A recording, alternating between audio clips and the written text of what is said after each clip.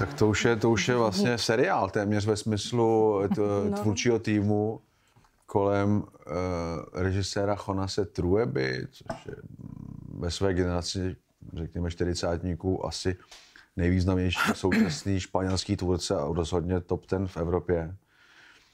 Před několika lety jsme hráli jeho film Srpnová Madonna. Tehdy jej v Karlových Varech představil nejen on, ale i jeho herečka a spoluscenáristka Itzaso Arana. Javier se vrátil loni se svým filmem Musíte se přijet podívat, ale nemohl zůstat na festivalu dlouho, protože Itzaso Arana natáčela svůj režijní debut. A ten právě máme letos soutěži, takže to je takový jako tvůrčí skupina ze Španělska, která si navzájem pomáhá a další vlastně ženský silný film programu soutěžních sekcí. A vylezete z kina a budete si dát sangry třeba. Nebo, ale ne jako z Gaspara Noé. Ale z jiných důvodů, protože prostě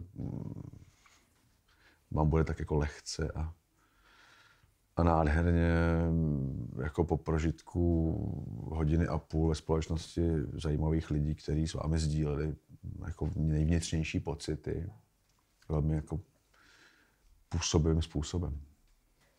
Já bych řekla, že to je jako půdorys nebo výchozí situace spíš, ale jde o ty... o to, co se odehrává kolem toho spíš, ne? Přesně tak. To je opravdu jako, když člověk sleduje ten film, tak má pocit, že je součástí prostě holčičího kolektivu a je na prázdninách, což je jako strašně příjemný teda. Já myslím, že to je takový jakoby trademark nebo jako značka právě té tvůrčí skupiny, jak to nazval Karel.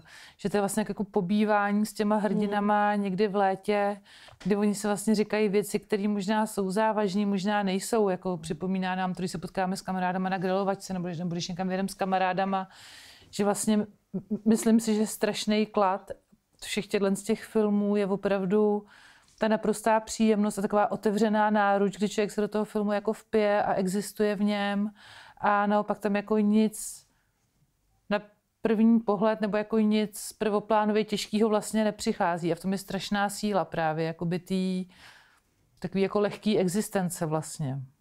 Mně přijde, že to jako přirozeně zachycuje plynutí času, že to je takový jako fakt hrozně přirozený, autentický film v takové jako lehkosti a no, tohle je jako lehkost bytí, ale není nesnesitelná.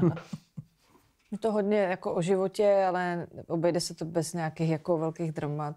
Ale je to svým způsobem existenciální film taky, ale existenciální nemusí být jako dejáčnický jich má svoji magii, to ty přece líp než my. Pro severany nebo lidi ze severu. No, je to... No je tam žabák a kdo ví, jestli se nepromění v prince. No.